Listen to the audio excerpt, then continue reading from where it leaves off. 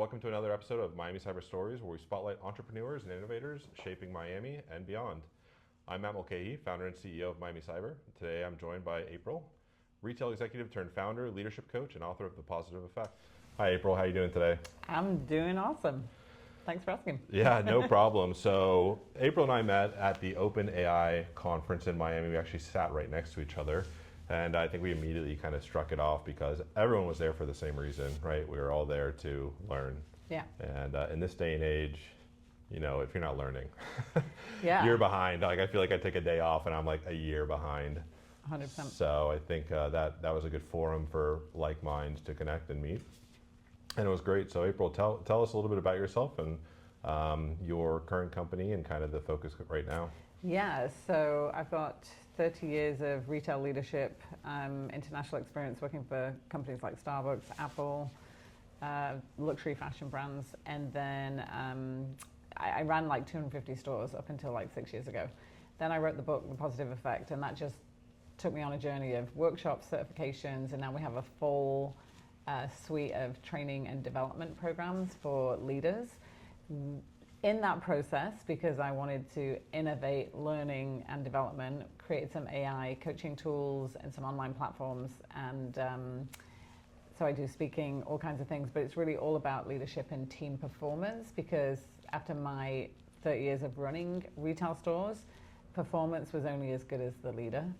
And so that's where we focus our time now, and we're running, different AI boot camps now for leaders to kind of get where they need to go and up-level those skills. But everything we do is really supporting leaders build performing teams. And then I also founded the Miami Business Council, which is a nonprofit in Miami for the business community in Miami. And that's new, but it's growing faster than I thought it was. Yeah, I went to the breakfast last month. It was great. Yeah. It was incredible. I met some great people there. Yeah.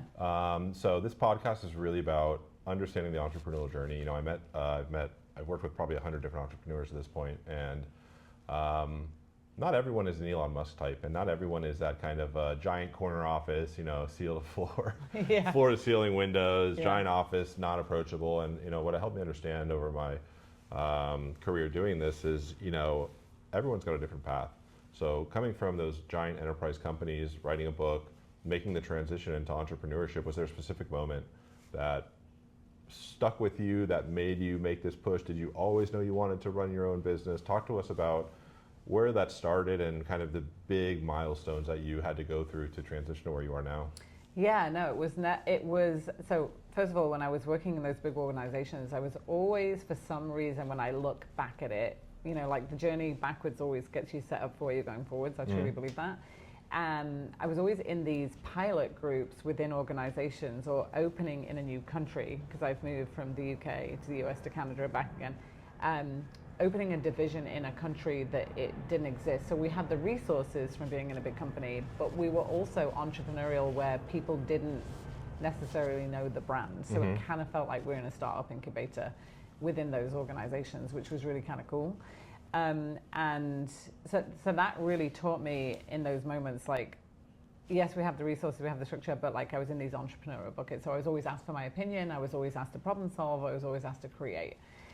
Thinking about that, moving forwards, like I wasn't actually going to leave my job. I actually loved leading 250 stores, but the universe had another plan for me, and I got packaged out of an executive job in 2019. At the time, I didn't really tell anybody that because it was a public company and we didn't announce it that way. But we had a big shift in leadership, a proxy fight, and if anybody's ever been through that, it's just like, it's a whole change in direction. Right. And so I got given the gift of a package. And the last thing the CFO said to me that day when I walked out of the office, like teary and like, oh my God, I love this job, what am I going to do? He said, just go write a book and tell your story because you're one of the best leaders I've ever worked with. And I was like, really? And I had no clue. I was like running retail stores. I didn't know how to write a book. So I Googled, first of all, I went to Panama. I had a friend down there and she's like, just come down for a weekend. So I went down for the weekend. I was like, what am I going to do? She's like, well, he said write a book. I'm like, okay, Google. So we Google how to write a book, find this woman on Fiverr, which is a freelancer. I had no clue what that was. Now I do because I hire people on it. But found a top ghostwriter and started writing the book together, and then begged my way into the National Retail Federation conference at the Javits Center in January 4 years ago. and a vendor, a technology partner that had sold their software to me when I was working in retail.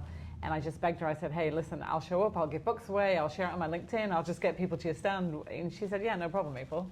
So I went, gave the book away, and I got hired by a CEO that took that book the next day to go and train his 200 managers. That's how it started. Wow. Yeah. That's amazing. It wasn't a plan. So you said something there that I'm a huge believer in, and you said give it away. And I'm a big believer, and I know there's like the book Jab, Jab, Hook, which is about producing value for people before you ever ask for the sale. Was that your intention, or were you just kind of so desperate to get the word out and get your book out there? No. Or was there a broader strategy behind that approach? Yeah, I wanted to give it away to people, to add value to people. Yeah. I wanted this book to make a change and a difference, because it was the story of my leadership journey and my career. And when I wrote the book, I wrote to 50 people that I knew, and I said, if you could describe what you learned from me in 3 steps, 3 things that you got from my leadership of being on my team, what would it be? And it came back, and I filtered it, and it was a theme. So that created those 3 steps, and I was like, how do I get this out to more people? And I then begged to be into another conference, like a few more, and yeah, that's where it really started.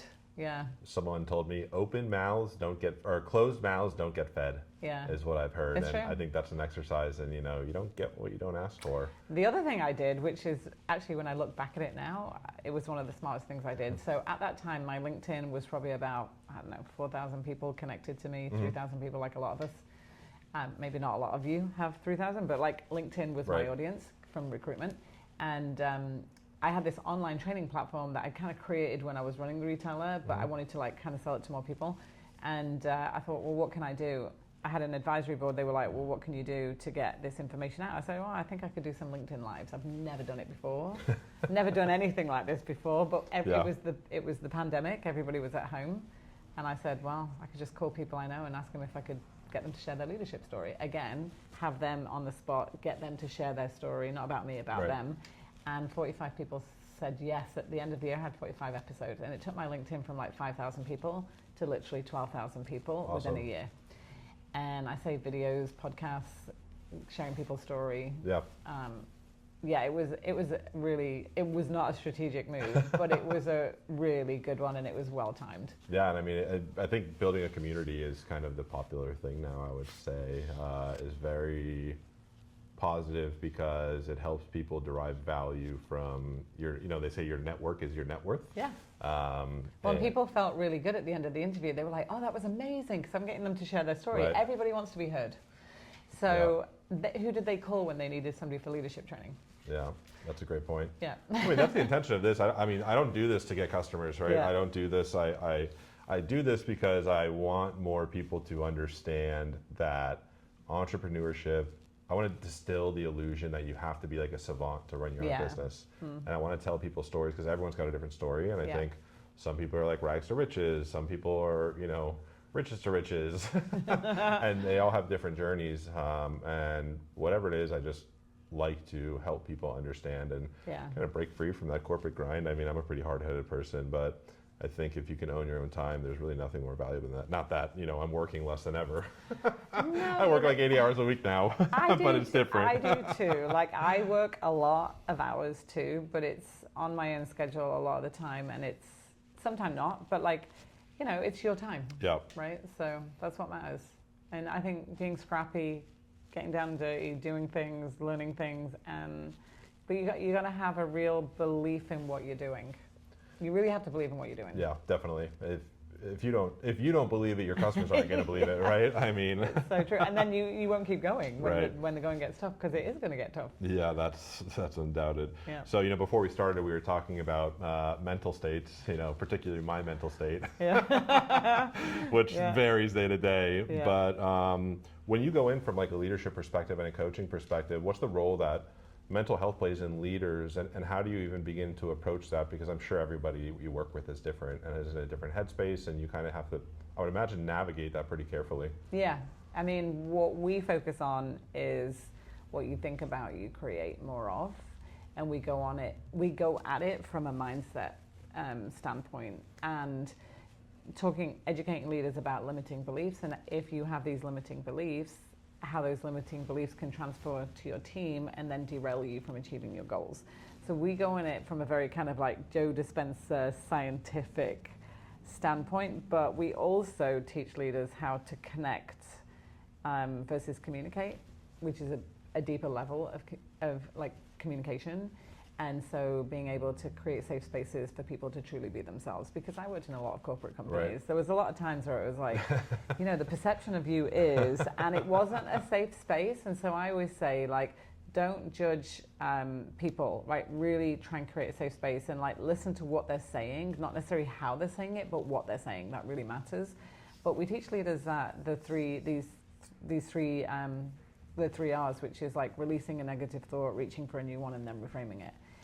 Because I have stories where I was given goals, big goals, that I thought we could not achieve based on the evidence and the history in the past. Mm-hmm. And I could have derailed the whole team from achieving those goals had I not got myself out of the way and believed that we could. Because a lot of times we have to instill belief, vision, inspiration into people to reach these big goals, right? And so, you know, working in retail is hard. Those sales goals and those numbers are like, they're big. Sometimes you ask for things, you're like, who came up with this? But you have to get like people to like go along with you on this journey. I never worked in like retail in that sense, like managerial, but I did do 7 years at Publix. Okay. And that was enough for retail for anybody for a while. But I always say you'd be shocked how upset people get over groceries. So working in customer service at, you know, Publix. Even at Apple. You'd be shocked. Yeah. People walk in and are like, I can't get into my phone. And you like tap, tap, tap, and it shrinks down. And they're like, oh, you saved my life. You know, like small things make a big difference. Yeah, but like you were talking about, kind of looking at your previous journey, how it sets you up for the future. I mean, I remember my first day, I was a cashier. It was my first job there. I was mortified. It's like, you got to say hello to every single customer. I'm like, I have to what? You know, not that I was an introvert, you know, so to say, but it was like just the thought of having to strike up a conversation with someone that I didn't know 100 times a day. And, you know, a weekend, I completely desensitized that. Now I could walk up to a wall and talk to them, my wife always says. So, but those skill sets are transferable. And from a retail perspective, I mean, pivoting out of retail, everything you do in retail sets you up for success long term, I would imagine, in those roles, because it really does. Like I was saying, we were talking about hiring previously, and you know, the customer service skills and the soft skills, you can't teach those. Those are earned over years and decades to interface with people, conflict resolution. I think you can teach those. I would challenge that thought. 100%. Really? Yeah. What I've found in the technical space, you know, and technology services, it's a customer service based organization. It's professional services. So, you know, the rap, when you think of a traditional IT guy, you know, they're in a cave, they're in a corner, they don't really talk to people, they're introverted, and to kind of break people out of that shell, we always found it was easier to find a person with a bit more bubbly of a personality, or I don't know what the right terminology is here, but a bit more extroverted, and really train them on the technical side. And that was much easier to do and achieve that kind of end state faster, as opposed to hiring someone that's very technically adept, but maybe their social skills are not as sharp. Right. So, I mean, what's an approach you would take to help people accelerate their soft skills? Yeah, I mean, role playing, talking to people, giving them stretches, giving them challenges. I mean, I've been in so much transformational training in my life, and I started off in retail as a very big introvert with a lisp, like didn't want to, you know, couldn't talk to anybody. I had a manager though that believed in me, and he believed in me and trained me and showed me and built confidence in me. So when you have confidence in somebody that they can do it and you give them the opportunity to do it, sometimes they will step out of their comfort zone and go for it. Sometimes not, but that's where accountability comes in. And I always say accountability is not correcting people, it's advising people. And then they will advise themselves that this is not the right role for them or not, and grow into it. But you know, like just walking up to people on the street, listen, and like having a conversation with somebody, going to a networking event. And then there's frameworks and classes, like using the WIN acronym. WIN is like, when this happens, it makes me feel like this is what I need. Like, you know how many people I coach with that acronym on a weekly basis? CEOs to salespeople to giving their boss some feedback, to a husband giving a wife a feedback if they're in the same business together. Like, there is these frameworks that when you learn that are applicable to elevate your soft skills. And I was very lucky. I was trained before internet was around. All the money went into the store teams. That's a long time ago. But before like e-com was really big, there was a whole era of retail where we had a lot of people development and investment in us at Gap and Starbucks back in the day, and it was all about customer service and excellence. So I built the confidence through that and the knowledge. It was just years of practice, but yeah, I think it can be taught. But you have to be willing to learn. Right. We were both at the OpenAI seminar because we want to learn. I think if somebody's not willing to learn, that's going to be a hard person to change. It's going to be self-limiting forever Yeah. until you change that mentality. So, we talked a lot about your successes and over the span of your career, from the book to giving away for free to, pivoting into what you do now. One of the big statements that I've said on this podcast, and I say it all the time, is you either succeed or you learn. So I want to talk about maybe a mistake that sticks back in your head, or a time things have not gone like they thought you did. Was there a big idea that you had that didn't work out, or was there something you ever tried that kind of like fell flat? And how did you kind of recover from that? Big idea that fell flat.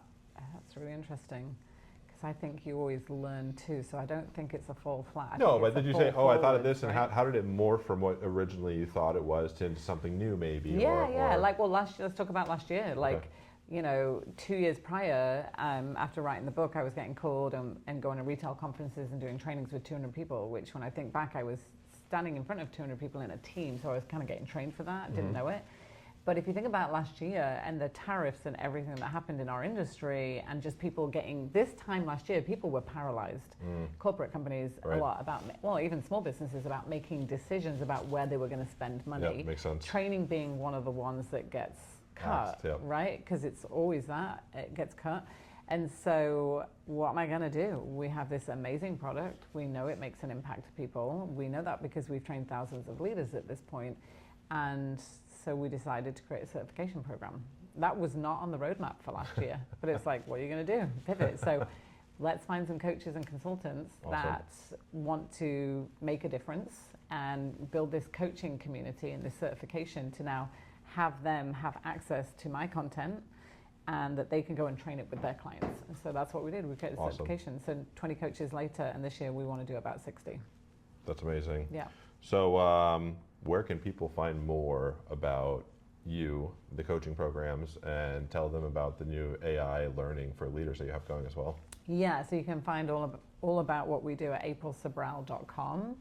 And the new April Sabal Leadership Online is going to launch, but that's going to be aprilsaballeadership.com. Okay. Again, you can find that at the website. And then along with that is Ask April AI, because at this point we've got so much content, 250 learning videos, 5 books, like workbooks. We've been able to train a language model that literally sounds like me. Awesome. Yeah, so you can have a conversation, you can role play. You can pick actually people that are really difficult employees, or a manager that you're going to go now role play and have a conversation. I know they exist, but like now it applies all of the frameworks that we teach in the workshops to those role play scenarios. So it's pulling from the LLM. So it's really exciting. And you can find that at aprilsabal.com. Great. April, thanks so much for taking some time for me today. And that's episode 10 of Miami Cyber Stories. If you want to be episode 11, just send me a DM. Again, this is Matt and April signing off.